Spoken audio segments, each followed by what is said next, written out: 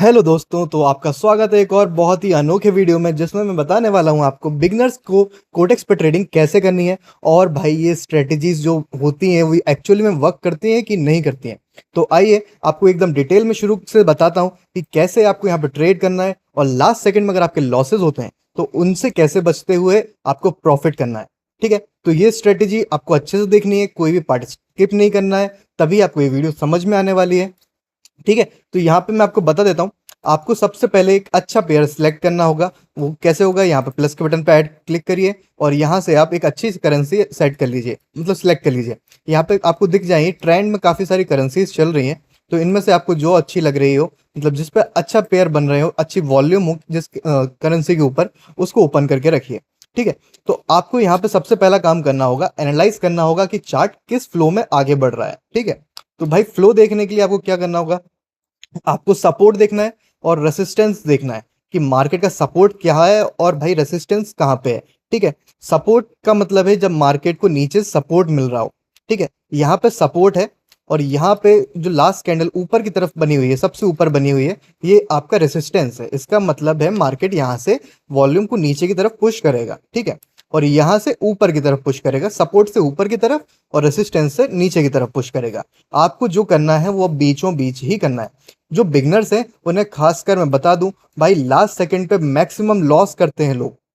तो अगर आप ये वीडियो अभी आगे बढ़ा के देखते हो या स्किप कर देते हो तो भाई ये चीज़ आप नहीं समझ पाओगे कि कोटेक्स का ओटीसी कैसे काम करता है। भाई तो अच्छे से एक एक पॉइंट को समझते हुए आगे चलेंगे और हर एक चीज़ मैं आपकी बारीकी से क्लियर करता जाऊंगा ताकि आपको कोई डाउट ना रह जाए। और पेपर ट्रेडिंग और लाइव ट्रेड के थ्रू भी आपको एक्सप्लेन करूंगा कि कहाँ पे आपको बचना है और कहाँ पे आपको अच्छे से ट्रेड को एग्जीक्यूट करना है। ठीक है, तो सबसे पहला काम आपको यहाँ पे ये करना होगा, यहाँ आपको सपोर्ट देख लेना है, रेसिस्टेंस देख लेना है और बीच में जो कैंडल का मोमेंटम है उसके बारे में आपको थोड़ा देख लेना है। यहाँ पे आप देख सकते हो एक मारूबुजू कैंडल बनी हुई है। इस वाली चार्ट में जो हमारा पेयर है इसमें काफी ज्यादा बड़ी कैंडल्स बनी हुई है, मतलब एक मारूबुजू कैंडल बनी हुई है जो आपके पीछे की कैंडल को कवर करती है, उसको हम मारूबुजू कहते हैं, चाहे वो ग्रीन हो चाहे वो रेड हो। ठीक है, उसको आपको फाइंड करना है। अच्छा चार्ट आप जब भी देखते हो तो वहां पे वॉल्यूम सबसे मेन चीज मैटर करता है कि वॉल्यूम कितना ज्यादा बन रहा है हर एक कैंडल के ऊपर। तो आपको कैंडल्स को एनालाइज करने के लिए वॉल्यूम सबसे पहला देखना होगा और भाई फेक मोमेंटम से बचना होगा। फेक मोमेंटम क्या होते हैं बिगनर्स को मैं बता दूं, जब भी एक ट्रेंड चल रहा हो और उस ट्रेंड को ब्रेक करती हुई एक कैंडल नीचे की तरफ जा रही है तो वहां पे एक मोमेंटम क्रिएट होता है। ठीक है, वो ट्रेंड को आगे की तरफ भी पुश कर सकता है और डाउनवर्ड भी पुश कर सकता है। तो इस चीज को आपको बचते हुए चलना होगा और आपको यहाँ पे कैंडल्स को भी आइडेंटिफाई करते हुए चलना होगा। अगर आप कैंडल्स के बारे में जानते हो नहीं जानते हो तो मुझे कमेंट में बता देना कि सर कैंडल्स के ऊपर एक प्रॉपर वीडियो बता दो, तो मैं उसके ऊपर एक जल्दी से वीडियो लाके आपको अच्छे से एक्सप्लेन कर दूंगा। कैंडल्स क्या होती हैं डिटेल में उनके बारे में एक्सप्लेनेशन दूंगा। ठीक है, तो जल्दी से कमेंट में वो बता देना। तो यहाँ पे हम वापस आते हैं वीडियो में और आपको बताता हूँ कि आपको क्या क्या चीज़ें यहाँ पे देखनी होंगी। ठीक है, सबसे पहले हमने देख लिया यहाँ पे सपोर्ट, रेसिस्टेंस और यहाँ पे हमने एक इंडिकेटर को यहाँ पे यूज़ कर लेते हैं ताकि अच्छे से एक्सप्लेन हो सके कि भाई किस डायरेक्शन में किस वॉल्यूम पे आपको यहाँ पे ट्रेड करनी होगी। इसको हम यूज़ करेंगे यहाँ पे बुलिंगर बैंड या डोचियन चैनल। ऑलमोस्ट सिमिलर इसके प्रिडिक्शन रहते हैं। डोचियन चैनल थोड़ा सा बेटर है लेकिन आपके लिए बुलिंगर बैंड भी सेम वर्क करेगा अगर आप बिगनर हो और अगर आप एडवांस भी चाह चुके हो तब भी ये अच्छे से काम करता है। ठीक है, डोचिया चैनल में अभी आके आपको बता देता हूँ कैसे यूज करना है। पहले आपको इसको अच्छे से सेट कर लेना है ताकि ये पूरे के पूरे चार्ट पे अच्छे से सेट हो जाए। ठीक है, डेविएशन को आपको 1.5 समथिंग रख लीजिए और इसको 10 के आसपास हम यहाँ पे सेट करते हैं। 10 प्लस, ठीक है 18। ठीक है, 17 पे सेट हो गया है। 17 कैंडल्स का प्रिडिक्शन यहाँ पे लेके चल रहा है। ठीक है, तो यहाँ पे हमने इसको सेट कर दिया है। यहाँ पे आपको बता दूं, जो तीन लाइन दिख रही है इनके बारे में आपको थोड़ा सा एक्सप्लेनेशन दे देता हूँ। अपर बैंड है ये ऊपर वाली लाइन आपकी, बीच वाली लाइन आपकी लोअर बैंड कहलाती है और उसके नीचे वाली आपकी एकदम सबसे लोअर बैंड कहलाती है। बीच वाली लाइन को आप मिडिल बैंड भी कह सकते हो क्योंकि बीच में या फिर अपर लोअर के हिसाब से भी आप इसको आइडेंटिफाई कर सकते हो, जैसे आपको सूट करे वैसे कर लेना। कलर वगैरह भी चेंज कर सकते हो यहाँ पे आप बुलिंगर बैंड इंडिकेटर में, ताकि आपको और अच्छे से समझ में आए कि भाई आपको कौन से बैंड के अंदर अंदर रहना है। तो यहाँ पे आप देख सकते हो हमारा सपोर्ट नीचे था, आपका रेसिस्टेंस ऊपर था, उसके बीच में इसने हमें एक विंडो क्रिएट करके दी है। इस विंडो पे होता क्या है, इस विंडो के अंदर हमको आइडेंटिफाई कर लेना होता है कि आपकी जो कैंडल है वो किस मोमेंटम को क्रिएट करती हुई चल रही है। बिगनर लोग खासकर ध्यान दें, मोमेंटम के बारे में अगर आपको नहीं समझ में आ रहा है तो वीडियो को थोड़ा सा पीछे जाके देख लीजिएगा, उसमें अच्छे से एक्सप्लेन किया हुआ है मैंने। तो यहाँ पे आप देख सकते हो मोमेंटम का मतलब ये होता है जब भी एक ट्रेंड चल रहा हो, यहाँ पे आप माउस के कर्सर के ऊपर ध्यान दें, एक ट्रेंड चल रहा हो और उसके बाद एक अलग डायरेक्शन की तरफ मूवमेंट चला जाए, तो इसको हम मोमेंटम कहते हैं। इसको आप मोमेंटम ब्रेक भी कह सकते हो, क्योंकि यहाँ से मोमेंटम ब्रेक हो चुका है। अगर ये डाउन ट्रेंड की तरफ आगे बढ़ता जाता है तो हम इसको कहते हैं मोमेंटम या एल्गोरिदम कह सकते थे, आपकी एक एल्गोरिदम के थ्रू आगे चलता हुआ जा रहा है कि आप मोमेंटम में आगे बढ़ रहा है। ठीक है, तो यहाँ से ब्रेक हो चुका है। अब यहाँ पे देखने की बात क्या होगी कि आप यहाँ पे कैंडल्स के वॉल्यूम के ऊपर ट्रेड करेंगे। ठीक है, वॉल्यूम के ऊपर ट्रेड कैसे करना है कि अगर आप पीछे वाली कैंडल को यहाँ देख रहे हो, यहाँ पे विक कम बनी हुई है। ठीक है, हम इस कैंडल की बात करें अभी ग्रीन वाली की, तो यहाँ पे आप ध्यान से देखना, इसकी विक बहुत छोटी सी बनी हुई है, काफ़ी कम है। तो इसका प्रिडिक्शन ये होता है कि भाई नेक्स्ट कैंडल जो भी बनेगी वो भी इसको कवर करती हुई जाएगी। जैसे कि आप देख सकते हो इस विक को यहाँ पे कवर कर दिया है इस कैंडल ने, और आगे कैंडल ग्रीन की तरफ बन रही है, लेकिन जो नीचे का वॉल्यूम है इसका प्रिडिक्शन ये है कि जो नेक्स्ट कैंडल है कि वो भी अब नीचे की तरफ बन सकती है और इसके वॉल्यूम को भी कवर करने की कोशिश कर सकती है। तो देखने की बात ये होगी कि इस कैंडल में मोमेंटम कैसा जाता है। बिगनर लोग खासकर ध्यान दें कि जब भी मोमेंटम के बारे में आप देखें तो आपको कैंडल्स के बारे में भी नॉलेज होना ज़रूरी है। अगर आप कैंडल को नहीं आइडेंटिफाई कर पाओगे तो यहाँ पे इस तरह की आपके साथ गलती हो जाएगी और यहाँ पे आप ट्रैप में फंस जाओगे। आपने जैसे कि यहाँ पे देखा इस कैंडल का यहाँ पे इसने कवर किया नेक्स्ट कैंडल ने, और जो विक थी उसको कवर कर लिया है। अब देखने की बात ये है, ये बनी है हैमर कैंडल। हैमर कैंडल का मतलब क्या होता है कि ये मार्केट को ऊपर की तरफ पुश करती है, मतलब मार्केट को आगे बढ़ाती है ऊपर के डायरेक्शन में। और जैसे कि अगर ये नीचे की तरफ बनी होती, इन्वर्टेड हैमर कैंडल होती, तो ये मार्केट को नीचे की तरफ पुश करती, तो आपके चांसेस ज़्यादा थे कि अब ये वॉल्यूम को अपना कवर करेगी नेक्स्ट वाली कैंडल के ऊपर। तो यहाँ पे ये देखने की चीज़ होती है।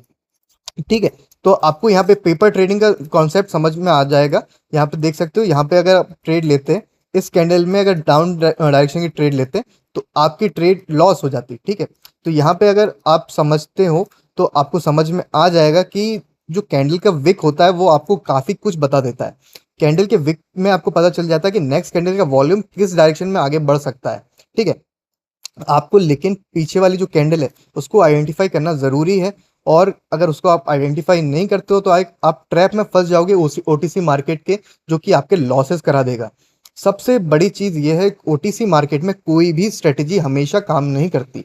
आज वो काम कर रही है इस वाले चार्ट के ऊपर, मान लीजिए इस चार्ट के ऊपर काम कर रही है, लेकिन ज़रूरी नहीं जब आप ओटीसी आप कोटेक्स को ओपन करें आपको सेम चार्ट मिल जाए, सेम पैटर्न मिल जाए, वो कभी काम नहीं करेगा। हमेशा नई स्ट्रेटेजीज आपको इन्वेंट करनी होगी आपके चार्ट के अकॉर्डिंग, या फिर आपने अगर कहीं और देखी हो उनको आप यहाँ पे अप्लाई कर करके चेक कर सकते हैं पेपर ट्रेडिंग के थ्रू, या डेमो अकाउंट यहाँ पे ओपन करिए, डेमो अकाउंट से आप ट्रेड करिए। ठीक है, तो उस चीज़ का थोड़ा सा ध्यान दें और भाई आपके लॉसेस यहाँ से थोड़े से कम होना शुरू हो जाएंगे। 100% की रिजल्ट अगर आपको कोई प्रॉमिस करता है भाई वो आपका स्कैम कर रहा है। अगर आपको कोई कहता है कि मैं 100% शॉर्ट सिग्नल आपको प्रोवाइड करूंगा, 10 दूंगा, ये दूंगा, वो भाई आपसे अकाउंट बनवा लेगा, वीआईपी में आपको पटक देगा, उसके बाद आपके प्रॉफिट कराए या लॉस भाई वो आपके ऊपर है। आप कब तक वहाँ फंसे रहोगे कोई भरोसा नहीं, क्योंकि आपने लॉस कर दिया है, आपको चाहते हो उसको रिकवर करना, तो आप भी भाई लॉस ही करते रहोगे, क्योंकि प्रॉफिट वो लोग कराते नहीं है, वो स्कैम ही करते हैं आपके साथ। तो इस चीज़ से बचो।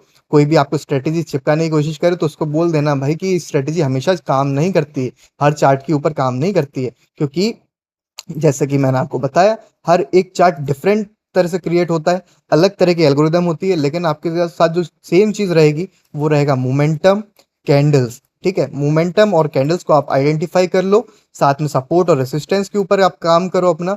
ठीक है, स्टॉप लॉसेस देख के चलो, मतलब कि आपका अगर लॉस हो गया है तो भाई वहाँ पे रुको, थोड़ा फिर से कोशिश करो, चार्ट को एनालाइज करो, कैंडल्स के बारे में पता करो, सीखो, पढ़ो, उसके बाद ही नेक्स्ट ट्रेड को एग्जीक्यूट करो। भाई ऐसा नहीं होता कि आपने यहाँ पे एक ट्रेड लगा दी, लॉस हो गई तो उसको डबल ट्रेड आपने वहाँ पे फेंक दी और भाई उससे प्रॉफिट हो गया तो चलो कवर हो गया। भाई ऐसा अगर होता तो 90% जो लोग लॉस कर रहे हैं वो लॉस नहीं कर रहे होते, 10% जो लोग हैं वो लॉस कर रहे होते। ठीक है, तो भाई ये आंकड़ा बहुत गड़बड़ है। ठीक है, लॉस इसलिए होता है कि आप भाई ईगो में आ जाते हो कि आपको यहाँ पे रिकवरी करनी है, लेकिन रिकवरी नहीं होती, उल्टे लॉसेस हो जाते हैं। मेन रीज़न यही है इसके पीछे, आप ईगो ट्रेडिंग करने लगते हो कि भाई मुझे लॉस रिकवर करना है, और बस देते हो एक के ऊपर एक एमटीजी यूज़ कर करके अपने लॉसेस बढ़ा लेते हो। तो बस इस चीज़ पे थोड़ा सा काम करना है आपको। और देखने वाली चीज ये है कि जैसे कि हम मैंने कहा था, सपोर्ट और रेसिस्टेंस भी यहाँ पे बदल चुका है। ठीक है, सपोर्ट पॉइंट पहले हमारा यहाँ पे था, तो रेसिस्टेंस यहाँ पे था, तो यहाँ पे हमारा ये चेंज हो चुका है। यहाँ पे आ चुका है आपका सपोर्ट, सबसे नीचे की विक आप यहाँ से ले सकते हो और ऊपर की विक को ले सकते हो यहाँ पे, इसका रेसिस्टेंस ये यहाँ पे चेंज हो जाते हैं। जब भी चार्ट आगे बढ़ेगा, पीछे वाले को चेंज करो, आगे फिर आ जाओ। ठीक है, यहाँ पे आप चाहो तो कुछ लाइंस ड्रॉ कर सकते हो, यहाँ पे ड्राइंग लगा लो। स्ट्रेट लाइन को देख लेते हैं हम। एक सेकेंड, यहाँ पे हमारी ये रही ट्रेंड लाइन को यहाँ पे ड्रॉ करो। ठीक है, आपने यहाँ पे ट्रेंड लाइन लगाई यहाँ से सपोर्ट के लिए। ठीक है, और इसको एक और लगा लेते हैं हम, ट्रेंड लाइन को डबल कर लेते हैं। एक सेकेंड, यहाँ से ट्रेंड लाइन एक और ले लेते हैं, इसको हम रेसिस्टेंस के पास हमारे लगा देंगे। ये हमारा रेसिस्टेंस है। ठीक है, ये आपकी यहाँ पे लग चुकी है परफेक्टली। ठीक है, आपकी ऊपर वाली हो गई, नीचे वाली विक पे हो गई, तो बीच का जो आपको विंडो मिला है यहाँ पे हम आपको ट्रेड करनी है। ठीक है, तो यहाँ पे आप बढ़िया से एनालाइज करिए चार्ट को और फिर एग्जीक्यूट करना शुरू करेंगे। तो जब भी एग्जीक्यूशन आपका होता है, हमेशा कोशिश ये करनी होती है एग्जीक्यूशन के टाइम पे हमेशा चार्ट को एनालाइज करते हुए ही चलना होता है। तो यहाँ पे आप देखिए, आपका जो चार्ट है इसको पहले हम सेट करेंगे, बोलिंजर बैंड को फिर से अच्छे से लगा देते हैं, एक बार कट करके दोबारा से यहाँ पे एग्जीक्यूट कर लेते हैं और फिर आगे बढ़ेंगे चार्ट में। तो यहाँ पे हमारा बोलिंजर बैंड सेट हो चुका है और उसके बाद हम यहाँ पे अब देखते हैं कि नेक्स्ट कैंडल को कैसे फाइंड करना है हमको। तो जैसे कि आप देख सकते हो बोलिंजर बैंड थोड़ा सा भी अनसेट है, इसको फिर से सेट कर देते हैं हम एक बार, डेविएशन को 2 रख देते हैं ताकि अच्छे से फैल जाए। ये हमारे पूरे चार्ट में आ चुकी है। तो बस यहाँ पे आप ट्रेंड लाइन के साथ में आगे बढ़ेंगे और ये देखिए ट्रेंड लाइन हमको शो कर रही है, वो बता रही है कि नेक्स्ट कैंडल अभी भी इसी डायरेक्शन में बनती जाएगी। तो फिर देखते हैं। तो जो हमारी नेक्स्ट कैंडल है उसने बीच की लाइन को ब्रेक कर दिया, तो हमें यहाँ पे एक विंडो क्रिएट हो चुकी है जिसमें हम एक या दो ट्रेड यहाँ पे प्लेस कर लेते हैं। ठीक है, हो सकता है ये हमें ट्रैप में फंसाने की कोशिश भी हो, लेकिन यहाँ पे आप देख सकते हैं आपको जो मेन इंडिकेशन मिल रहा है, सेंटर लाइन को ब्रेक करा था, इस कैंडल ने नीचे की तरफ आई थी, लेकिन यहाँ पे ये कवर नहीं हो पाई है। ठीक है, तो देखते हैं इसको। ऊपर की वॉल्यूम कैंडल जो बनी हुई है हमारी डाउनवर्ड्स में, उसने तो हमें ये आइडेंटिफाई किया था कि नीचे की तरफ ये कवर करेगी। तो देखते हैं, अगर ये कैंडल कंप्लीट यहाँ पे हो जाती है तो हम फिर से कोशिश करेंगे एक और अच्छी ट्रेड लेने की, या फिर ट्रैप को फिर ब्रेक करने की कोशिश करेंगे। कुछ सेकंड बचे हुए हैं, तब तक मैं आपको बता देता हूँ पीछे का सपोर्ट हमारा अभी भी चेंज नहीं हुआ है, सपोर्ट यहीं पर है और रेसिस्टेंस पॉइंट भी ऊपर ही है। यहाँ पे इसने चेंज कर दिया है तो इसको हम यहाँ पे सेट कर देते हैं। सब हमारा नया रेसिस्टेंस आ चुका है और यहाँ पे सेट करेंगे, इसके अकॉर्डिंग फिर हम नेक्स्ट कैंडल को ट्रेड करेंगे। ठीक है, और ये ऊपर की अपर बैंड को ब्रेक कर चुकी है, तो यहाँ से रिवर्सल हो चुका है और ये कैंडल यहाँ पे कंप्लीट नहीं हो पाएगी, तो यहाँ से हम नेक्स्ट ट्रेड लेंगे अलग अलग डायरेक्शन के लिए। ठीक है, ये ट्रेड हमारी लॉस हो चुकी है, पर कोई बात नहीं, हम इसको कवर करेंगे आगे की ट्रेड में। और कुछ सेकंड्स बचे हुए हैं और देखते हैं हमारी एंट्री में मिलती है कि नहीं, जो सेंटर लाइन को ब्रेक किया हो गया था। और अगर ये सेंटर लाइन पे आती है तो फिर देखते हैं हम डायरेक्शन किस डायरेक्शन में आगे बढ़ेंगे अपने ट्रेड के लिए।